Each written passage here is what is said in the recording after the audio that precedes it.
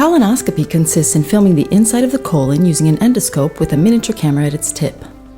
Instruments used for either obtaining biopsies or removing polyps are passed through a port in the endoscope. Here are the answers to some questions you might ask yourself about this examination.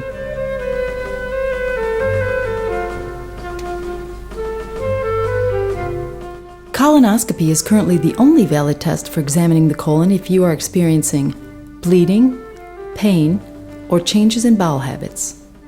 It is the prescribed screening test for all people who might be at high risk for colon cancer, such as those who have already had polyps or colon cancer, or people with one or both parents or close relatives who have had this disease, father, mother, brother, or sister.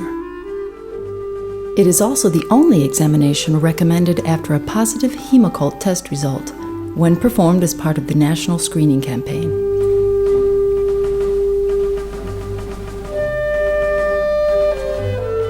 In case of failure or inability to perform a colonoscopy, a virtual colonoscopy may be performed. In the near future, the use of capsule colonoscopy will also be more widespread. But currently, colonoscopy is the only exam able to discover polyps, even flat or very small ones, and to remove them for analysis.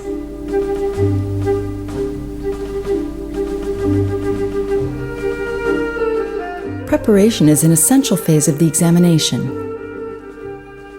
No examination of the colon, whatever the type, can be performed properly without thorough intestinal preparation beforehand. Therefore, before the exam, you must drink an oral purgative to ensure that your intestine is completely clean. Otherwise, residual solid stool might hide a polyp or cancer and may require the test to be repeated. The water that you eliminate must be as clean as drinking water. Some solutions have an unpleasant taste. However, new solutions have been greatly improved and exist in tablet form or with a citrus flavor. Rest assured, your gastroenterologist will choose the most appropriate preparation for you.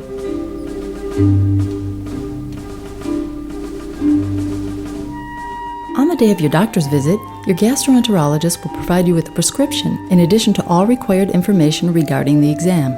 You will then have to face any potential inconveniences that exam preparation might create: amount of liquid to drink, unpleasant taste, strict diet. Keeping in mind that this preparation is essential for a successful examination, which you most likely will not have to repeat for 5 years. You may be asked to follow a strict residue-free diet before the exam. The right side, and most importantly, the lowest section of the colon, must be perfectly clean.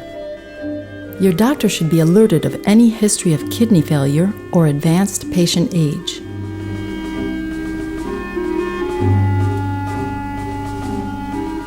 Some medications must be stopped to avoid cardiovascular complications, such as anticoagulants or blood thinners. You should also closely monitor or stop taking medications to treat diabetes. Provide your gastroenterologist with a complete list of medications you usually take or are currently taking. Do not make any decisions on your own in this regard.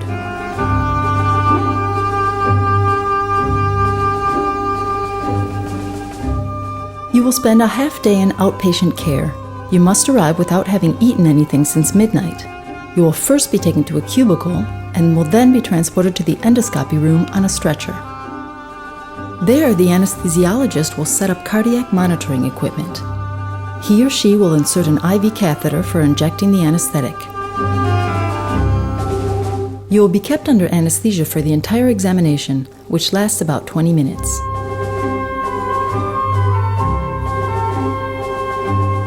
The gastroenterologist will insert the endoscope into the anus and will advance it to the end of the colon, which is called the cecum.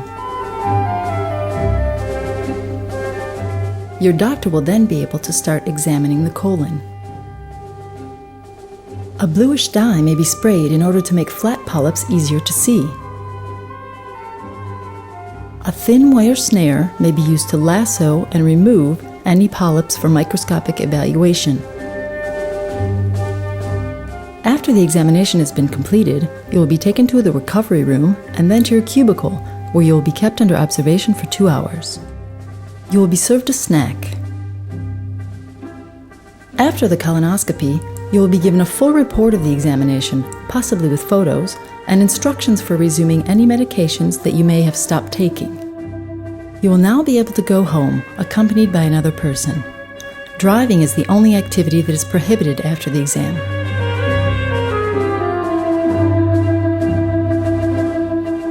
Over the last few years, the use of new disinfectants, automatic machines for washing the endoscopes, and single-use accessories and small instruments have completely eliminated the risk of contamination, particularly for the hepatitis B and C viruses and the AIDS virus. Consequently, there's no reason that justifies wanting to go first.